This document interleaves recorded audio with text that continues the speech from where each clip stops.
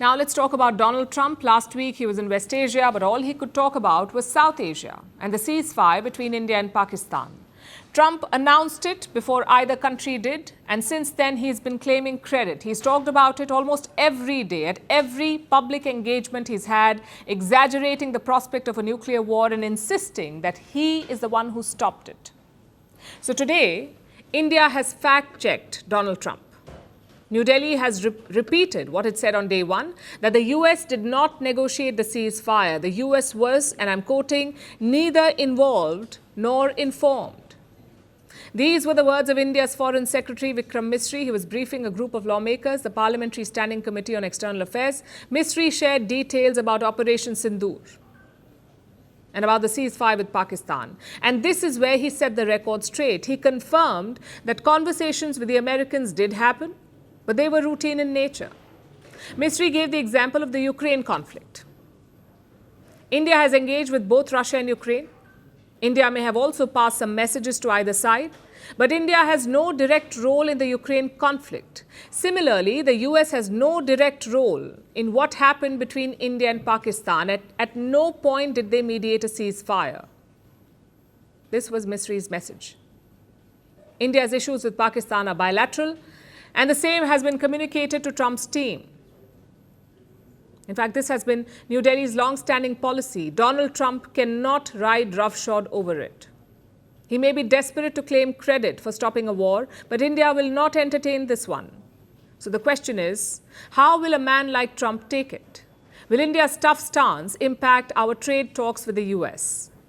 So far, there is no indication of it. In fact, as we speak, India's Commerce Minister is in Washington, D.C. That's Piyush Goyal. He met his American counterpart, U.S. Commerce Secretary Howard Lutnick. Both sides are working towards an agreement.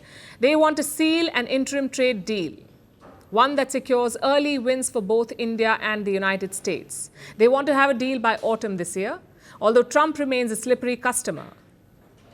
Last week, he claimed that India has promised to slash tariffs to zero.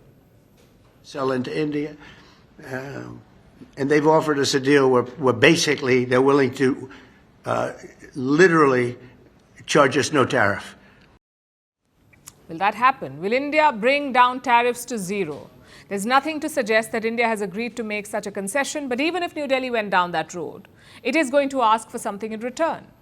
For the US to agree to Indian demands. Because at the end of the day, the deal should work for both sides. Between India and US, trade talks have been going on, negotiations have been going on. These are very complicated negotiations, they are very intricate, nothing is decided till everything is. But any trade deal has to be mutually beneficial. Any trade deal has to work for both the countries. And I think that would be our expectation from the trade deal. And until that is done, I think any judgment on it would be premature. India is engaging in trade talks based on principles, not pressure. And where needed, India is also pushing back. I'll give you an example. Last week, India moved the World Trade Organization, the WTO.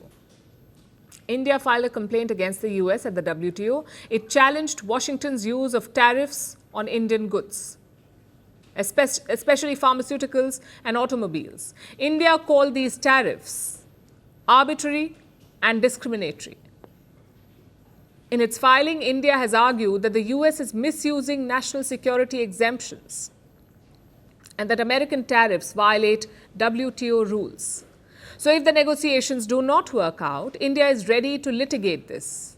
And we are not the only ones doing this. China too has moved the WTO against the US. They made similar legal arguments. Now India is asserting its position on two fronts basically. One, it is pushing for a fair trade deal, and two, it is pushing back on national security matters. That is the nature of the India-US relationship today. It is multi-layered. More importantly, it is built on mutual interests. Kashmir is not a part of this bargain. Nor can ceasefire diplomacy be traded for market access. The message from New Delhi is quite clear. Each issue will be handled on its own merit. And no deal, trade or otherwise, will influence India's stand on sovereign matters. At Firstpost, we are choosing to hold on to accuracy. That means we won't always be first. We may not get you your breaking alert, but what you will get is what we owe you, and that is the truth. Verified, checked, and cross-checked. We rely on sources and verified ones. After all, that's what separates a journalist from a loudspeaker. But sometimes even we miss a beat, and when we do, we will tell you. Like yesterday, we ran visuals from a registered news agency. That visual turned out to be fake, so we are taking accountability. And from now on, we will cite the source of every visual, every picture, every video that you see on Firstpost will have a source mentioned. That is our commitment to you. We will wait, we will verify, we will ask again, and only then will we tell you. No noise, no panic, just the facts. Because right now, that is what the country needs most.